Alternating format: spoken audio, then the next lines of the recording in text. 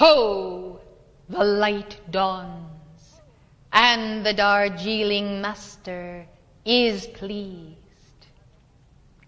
I am in the heart of every Chila, and I stand with you in this hour of the dark cycle which has turned. And in turning, my beloved, you are also turned toward the light. And as has been said, when you face the light, the shadows are behind you. It is so. Let the light always be before, and the shadow behind. But let the roving eye of God, the all-seeing 360-degree eye of God, remain in awareness and in God control of the shadow. Let us speak then of shadowed forces and shadowed ones. For beloved, there are levels of control and God control ye know not of. Beloved, what can you control in life? The only thing which you can control is the self. For it is not lawful to control any other self, save the parent in God control of the child entrusted to his care. Beloved, understand well then the meaning of the predicament of free will juxtaposed against the backdrop of cosmic and universal, systemic and planetary forces moving in, through, and around the individual. Beloved ones, it has never been more precarious, hence more important, for the Chila of the will of God to be in God control of his mind and forces and heart and self-knowledge, and to be therefore preparing to enter that Gemini mind of God that is the Alpha and the Omega of the central sun of your mighty I Am presence. It is of cosmic import, O Chilas, that you do heed my word as my musings and commentaries upon the scenes of our time pass from me through the messenger to you. For often in a moment and in a comment you will find the telling of all that is required to unlock the puzzles of the present and the mysteries of life. Inasmuch then as it is so that God control within the individual must set the bounds of his habitation, understand this, that when you remain in God control of the four lower bodies, energies of the electronic belt and the karma, and when this God control is not by human will, but by your acquaintance with the mind of God, then the force of the central sun of being, which is the heart, begins to expand and not undulate, but to hold its position as the auric envelope. Pray then that thy threefold flame be in balance, that the mother be in thee, and that thy flight be not in winter.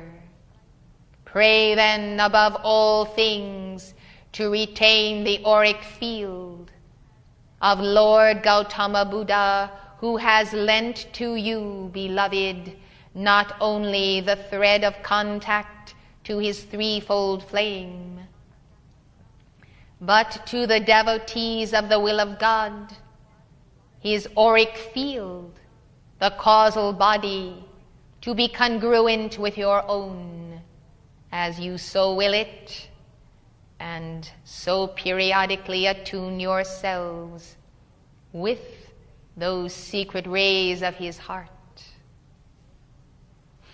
He who is safe in time of planetary tribulation is the one who is sealed in this auric light intensified. We come then for a measure of sanity and a measure of prevention. Let us take out our putty and seal the leaks in the auras of our chelas, who invoke so much light, and yet that light sometimes oozes, sometimes drips or spills through pinprick holes or larger rents in the auric field. Beloved ones, the strength of the auric field is the strength of the electromagnetic field, the latter being more permanent, whereas the aura being more reflective of momentary ups and downs. We then come with a putty of blue lightning and the sacred fire to assist you. Our angels then mend the energy field and the auric envelope as you are seated in loyalty and devotion in this hour of our coming. Beloved, you are most beloved. Thus it is our desire, we of the Darjeeling and Indian and Royal Teton Councils of the Great White Brotherhood with whom you serve, to give you an awareness this day of what it is like to be free of the leaky vessel, to feel yourselves in an auric envelope that has warmth and power and the presence of God, that as you move through your day you sense you are in that presence, do not stray from it, and are abounding in the joy and the knowledge, my Redeemer liveth, I am who I am. I dwell in the presence of God. I feel that love with me always, and therefore I know I shall reach the place and period of my destiny. I shall go beyond these years of adversity of the planet. I shall find myself yet in this body in the new day. Beloved, if you do not feel this comforting presence of God with you always, then I would say you ought to consider having a certain concern.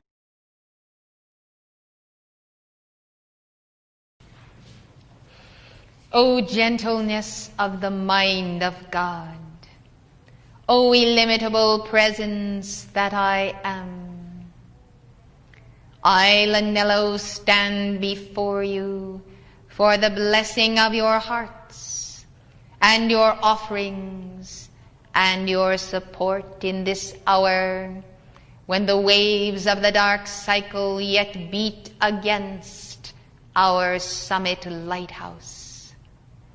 I send my heart's support and gift of gratitude to every Chela who has responded to my call through the heart of my son Edward and Elizabeth. In this hour I say to you, beloved, there is a oneness depths and a preciousness of hearts that must not go unspoken. A love that cannot fail to be expressed and known, and a height of spiritual mastery that cannot be neglected, to be claimed by you, beloved. Oh, it is an hour for the catching of the sunbeams that glimmer as the sun sets in the west and sheds its light again unto the east. In the coming and the going of cycles, I am the heart of the cosmic Christ with you. I am in the heart of every servant and co-worker, and I bid those around the world who hear me, who have the talent in hand, go then to my inner retreat. Build my inner retreat, for I have many not of this company whom I must also draw with the Lord Christ. In his name I bless you and them, and from my causal body I multiply now your alchemy for the victory. The heart that has truly loved never forgets, and I do not forget you now, beloved.